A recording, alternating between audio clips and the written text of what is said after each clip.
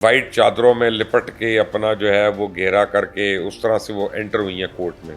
ये वो खातून है जिनकी तस्वीरें आपने अक्सर देखी होंगी, ऐसी कोई बात नहीं, उनकी शक्ल देखी हुई है। यह कि सफेद कपड़े के अंदर दाखिल होना है कि ये जो भी पीटीआई का जाएगा, कुछ भी करके जाए, उसको तो बेल मिलनी मिलनी। तीसरे दिन के बाद कंप्लेंट हुई और उनकी इंक्वायरी शुरू हुई तो पता चला कि भाई साहब ने पैसे लेके कत्ल किए। अस्सलाम वालेकुम नाज़रीन, आप देख रहे हैं मुबश्शिर लुकमान यूट्यूब चैनल। मैं हूं महविश तबस्सुम। नाज़रीन, ऑडियो पे ऑडियो लीक हो रही हैं। अब एक और अहम ऑडियो लीक हुई है और खान साहब के तोशाखाना केस में बरी करने वाले जो जज हैं ज़फर इकबाल साहब, कहा जा रहा है कि उनकी अहलिया की मुबैना तौर पर ये वीडियो है, ऑडियो है। सर, पहले चीफ जस्टिस साहब की सास की, ठीक है, अब इनकी अहलिया की। सर, ये हो क्या रहा है? ये क्या बेगमात जो है वो मुल्क चला रही हैं? जो मुर्शद है वो उन्होंने एक बेगमात नेटवर्क नहीं, बनाया हुआ एक है बेगम बेगमात। चला रही थी, एक बेगम चला रही थी सबकी मुर्शद बन के। और आपको पता है पहले उसकी कई अदाकाराएं हैं और मॉडल्स हैं जो उसके नेटवर्क में थी। अभी भी कुछ तो हैं उनमें से, लेकिन पहले तो काफ़ी थी। और उसने आते ही इस तरह भर्ती करना शुरू किया लोगों को। और हर आदमी जो इमरान खान के करीब होना चाहता था वो उसकी बेगम जो है वो बेगम साहिबा के करीब हो गई।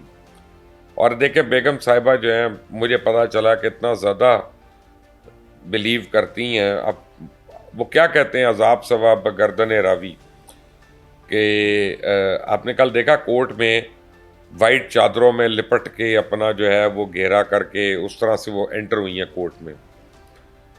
क्योंकि ये वो खातून है जिनकी तस्वीरें आपने अक्सर देखी होंगी, ऐसी कोई बात नहीं, उनकी शक्ल देखी हुई है। उनके टीवी पे इंटरव्यूज़ चल चुके हैं नदीम मलिक वगैरह के साथ, अगर आप याद करें तो वो कोई उनका इशू नहीं है उस तरह की चीज़। लेकिन ये एक कल मैं पता कर रहा था, 2-3 एस्ट्रोलॉजर से मैंने पूछा था, उन्होंने कहा कि जी ये ख़ास तौर पे उन्होंने किया कि सफ़ेद कपड़े के अंदर दाखिल होना है वो जो है ना कोर्ट में, तो फिर फेवरेबल रिज़ल्ट आएगा। अब तो आप देखें, अब हाँ जी, तब आप देखें ये जो ऑडियो आई है इसमें व्हाइट कपड़ों का क्या? अब पता नहीं, अपना होगा कोई टोटका, हमें क्या पता। जब आप जादू टोना शुरू करेंगी, एस्ट्रोलॉजी में बिलीव करना शुरू करेंगी, आपको ही पता चलेगा। मैं भी आजकल पता कर रहा हूँ, मुझे पता नहीं चला। तो खैर, ये जो ऑडियो है ये तो नादिया ज़फ़र की है। मुबैना तौर पे जो ज़फ़र साहब जज हैं सेशन कोर्ट के, ज़फ़र इकबाल साहब, उनकी अहली हैं जिनके पास इमरान खान का केस लगा हुआ है। वो कहती हैं इसलिए आजकल उन्होंने मूवमेंट कम की हुई है। फिर कहती हैं कि इंशाल्लाह इमरान खान सुरखरू होगा तो आपके पास आएंगे रिलैक्स करने के लिए। तो रिलैक्स आदमी कैसे करता है वो भी आपको पता है कि जज और उसकी फैमिली जब किसी के पास जाएगी केस ख़त्म होने के बाद, तो रिलैक्सेशन क्या होगी तो आपको खुद ही पता है। अब आपको पता चल जाना चाहिए कि ये कैसा को नेटवर्क बनाया हुआ है अम्मा ने। सर, मुझे नहीं पता वैसे कि क्या क्या होगी। आप बस पाकिस्तान में नहीं है ना माविश, आपका कसूर ही है। मैं मगरिब में आप बैठा। हाँ हाँ हाँ। हम्म, तो सर, चलें, ये तो एक अलग किस्सा है। सर, फवाद चौधरी साहब की एक वीडियो मैंने देखी आज। फवाद चौधरी साहब गिरफ्तारी के डर से भाग गए, उनकी तबीयत भी खराब हो गई। सर, ये तो हकीकी आजादी की जंग लड़ने निकले थे। माविश, इसका तो जवाब आप खुद मुझे दें आज। सर, मैं आप ये फवाद करेंगे चौधरी हकीकी आज़ादी की कहना जंग मतलब लड़ेंगे? क्या है? ये जंग लड़ेंगे हकीकी आज़ादी की? सर, देखिए, खान साहब ने दी थी गिरफ्तारी और खान साहब को जिस तरह गिरफ्तार करके लेके गए, गिरफ्तारी नहीं दी थी उन्होंने, ये गलत बयानी है। उनको लेकिन गए गिरफ्तार, तो थे ना साथ। वो तो बाल्टी सर पे पहन के निकलता था, खुदा का खौफ करो।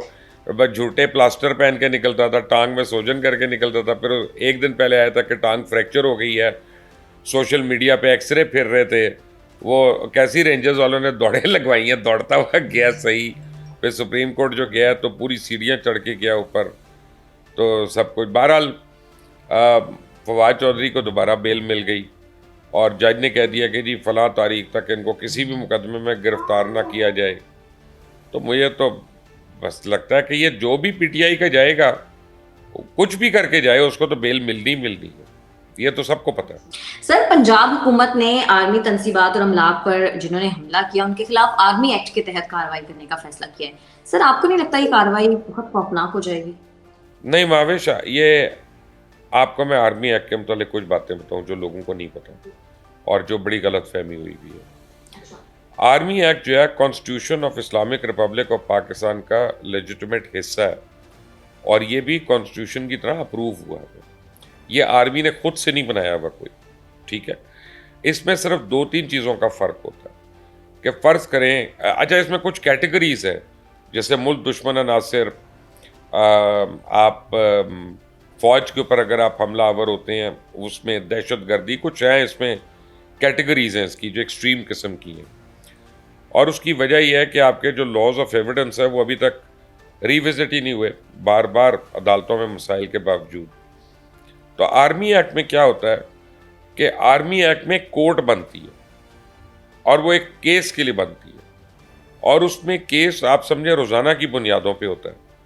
तो जिस केस ने 4 साल के बाद डिसाइड होना होता है वो महीने 2 महीने के अंदर डिसाइड हो जाता है। एक तो ये बात।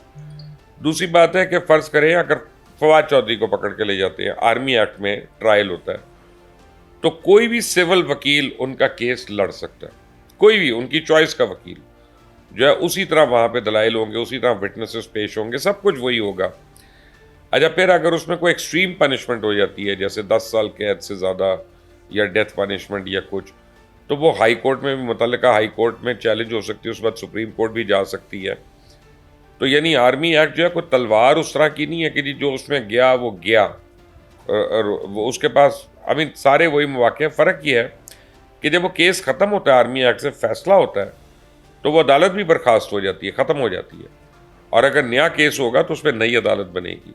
आपको मैं एक एग्जांपल देता हूँ आर्मी एक्ट। एक मेजर साहब होते थे सिंध में, उन्होंने उस ज़माने में डाकुओं का राज था, उन्होंने पैसे लेके किसी से 5-7 लोगों को मार दिया और कह दिया कि ये तो डाकू थे। तो पहले 2-4 दिन तो बड़ी शाबाशें मिली उनके साथ। एक और एहलकार भी था जो सिविलियन था। तो जब तीसरे दिन के बाद कंप्लेंट हुई और उनकी इंक्वायरी शुरू हुई तो पता चला कि भाई साहब ने पैसे लेके कत्ल किए। तो उनको आर्मी एक्ट के तहत उनको बुक कर दिया गया। अच्छा जो सिविल एहलकार था उसका नॉर्मल कोर्ट में चला। 1 महीने के बाद आर्मी एक्ट के तहत इनको गिल्टी करार दिया गया और इनको सजाए मौत हो गई। फिर ये मुतल्लिका हाई कोर्ट में चले गए, वहाँ 2 साल तक इनका केस लटका रहा। बहरहाल 2 साल के बाद वो पनिशमेंट इनकी अपहोल्ड हुई। वो जो दूसरा आदमी था, मैं if my memory serves me right, जो सिविलियन था, उसकी गालिबन 10 या 11 साल बाद जाके उसको सज़ा मिली। तो आर्मी एक्ट में और सिविल में फ़र्क ये है कि इसमें फ़ैसला आपका जो है ना वो लिंगर ऑन नहीं होगा, डिले नहीं होगा। जो ज़िल्लत और रसवाई होती है अदालतों में धक्के खाने की, वो नहीं होगी। इसलिए ये बिल्कुल गलत नोशन है लोगों का। सर, कौमी सलामती कमेटी का इजलास हुआ और 9 मई के जो वाकयात हैं उन पर शदीद रद्द-ए-अमल देने का फैसला हुआ है। शहबाज शरीफ साहब कहते हैं वज़ीर आज़म भी कहे तो ना छोड़ो और रातों को भी अदालतें लगानी पड़े तो लगाओ। सर आपको क्या लगता है, क्या तहरीक इंसाफ कलअदम हो सकती है या ये इनका बस ख्वाब ही रहेगा? देखिए तहरीक इंसाफ तो एक हकीकत है। तहरीक इंसाफ को आप कलअदम करना तुक नहीं बनता। अगर उसमें कुछ ऐसे लोग हैं जो शरपसंद अनासिर हैं, उनको आप पकड़ के ट्राई करें, सारा सब कुछ होगा। लेकिन तहरीक इंसाफ एक बड़ी जमात है पाकिस्तान की। अब वो अलग बात है कि उसको लोग छोड़ना शुरू हो गए हैं, कुछ मिल रहे हैं, कुछ का पता चल रहा है कि वो छोड़ रहे हैं। ये तो चीज़ें हो सकती हैं, बटेरे दौड़े लगाते हैं, उड़ान करते हैं, लेकिन मेरा नहीं ख्याल कि तहरीक इंसाफ बजाते खुद कलअदम होगी unless and until foreign funding case में साबित हो जाए कि इन्होंने गैर मुल्की कुव्वतों से फॉरेन फंडिंग ली है और उसको डिक्लेयर नहीं किया। तो वो एक ऑब्वियसली एक टेंशन वाली बात होगी, फिर तो हो सकता है। सर अगर उसमें भी अगर तहरीक इंसाफ लेट सपोज कलअदम होती भी है, अभी तो खान साहब गिरफ्तार हुए थे तो रद्द अमल आपने देखा कि क्या था। कुछ भी नहीं होगा, ये रद्द अमल बस आप अब लोगों को पता है कि क्या हो सकता है। तो अब अगली बारी जब गिरफ्तार होंगे ऐसा कोई रद्द अमल नहीं होगा, फिक्र ना करें। सब देख लें मुझे लगता है होगा। मैं अगर वजीर आला हुआ तो मैं देखता हूँ कैसे होता है रद्द अमल। सर पंछी अपने ठिकानों को वापस आ रहे हैं। आज तहरीक इंसाफ के जो मेंबर कौमी असम्बली है महमूद मौलवी, उन्होंने तहरीक इंसाफ छोड़ने का फैसला किया। सर ये आमिर लियाकत मरहूम की सीट पर आए थे। सर आपके पास कोई मुखबरी है, कोई और भी छोड़ रहा है तहरीक इंसाफ? अली जैदी शायद छोड़ दे। अभी तक तो अली जैदी डिनाई कर रहे, लेकिन अली जैदी को जेल से घर में शिफ्ट कर दिया गया और उनके घर को सब जेल बना दिया गया। ये अली जैदी से इतनी मोहब्बतें क्यों हो रही हैं हुकूमत की? इसकी ख़ास वजह है कि अली जैदी ने या तो अंदर कोई इन्फॉर्मेशन शेयर की है, या अली जैदी वादा माफ गवाह बनने को तैयार हो गए, या अली जैदी छोड़ने को तैयार हो गए, तभी हुकूमत कुछ रिलैक्सेशन देगी ना। तो मेरा ख्याल है अभी काफ़ी लोग छोड़ेंगे, आप फिक्र ना करें। दूसरा भी एक मैं ट्वीट देख रहा था किसी की, उन्होंने कहा है पता नहीं मलिका बुखारी भी शायद छोड़ना चाह रही हैं, लेकिन मुझे कंफर्म नहीं, और ना उनकी फैमिली के सोर्सेज से हुआ है, और मैं मलिका बीबी को जानता नहीं हूँ डायरेक्टली, मैं उनको फैमिली के थ्रू जानता हूँ। तो उनकी वालदा को मैं जानता था बड़ी अच्छी तरह, वो तो बड़ी she was a refined lady, very very fine lady, अल्लाह उनको जन्नत दे। और क्या कहते हैं कि काफ़ी लोग अभी छोड़ेंगे, फिक्र ना करें। दौड़े आपने देख ली है ना कैसे कैसे दौड़ रहे हैं, हफ गए हैं दौड़ दौड़ के। डब्बू जब दौड़ा तो मुंह से झाग निकलना शुरू हो गई, मरने वाला हो गया, तो मुझे लगा हार्ट अटैक ही ना हो जाए इसको। सर महमूद मौलवी साहब क्या कोई और पार्टी ज्वाइन करेंगे आपके ख्याल में, या वो कह रहे हैं कि मैं कहीं और ज्वाइन नहीं कर रहा? मेरा नहीं ख्याल, माविश इलेक्शन से पहले कोई पार्टियां ज्वाइन नहीं करेगा। Sir chief justice of Pakistan और साबिक कोर कमांडर के दरमियान क्या कोई रिश्तेदारी है? कल भी हमारी कुछ इस तरह की बात हो रही थी, कोई रिश्तेदारी बनने जा रही है, ये पहले से कोई रिश्तेदारी? ये तो मैंने कल भी ब्रेक की थी खबर, अपने शो में ब्रेक की थी। उनकी एक तो रिश्तेदारी है, बड़ी करीबी है। दूसरा ये है कि उनकी बेटी का और चीफ जस्टिस के साले का उनकी भी रिश्तेदारी बनने जा रही है। तो बहुत करीबी रिश्तेदारियाँ हैं, और ये पूरा नेक्सस था, एवं ही नहीं हो गया सब कुछ जो कुछ हुआ, बिल्कुल मासूमाना तरीके से। इसीलिए आप इसकी इंक्वायरी होने दें, उसके बाद दूध का दूध और पानी का पानी होगा। सर खान साहब ने एक बार फिर से सड़कों पर आने का इंदिया दे दिया है, आप समझते हैं खान साहब रिस्क लेंगे दोबारा सड़कों पे आने का? कभी भी नहीं। हाथी के दांत खाने के और दिखाने के, और आए ज़रा सड़क पे, और इस बारी बुशरा बेगम के साथ आए और अपने बच्चों को लेके आए।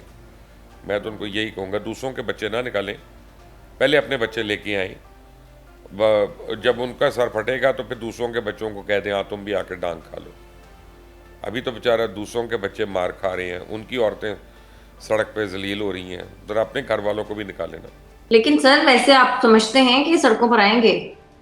मेरा नहीं ख्याल, मुश्किल है बहुत। सर लेकिन उन्होंने ये तो देख लिया ना कि उनके साथ तो है ना आवाम, अभी जब गिरफ्तार हुए तो अभी थोड़े दिन के बाद देखते हैं कितनी आवाम साथ है। माविश ठीक है मुबशिर साहब, बहुत शुक्रिया आपका आज के प्रोग्राम के लिए। अगर आपको हमारी वीडियो पसंद आती है तो चैनल को कर दें लाइक, सब्सक्राइब और शेयर, और अपनी कीमती राय से हमें जरूर आगाह कीजिएगा। हमें इजाजत दें, अल्लाह।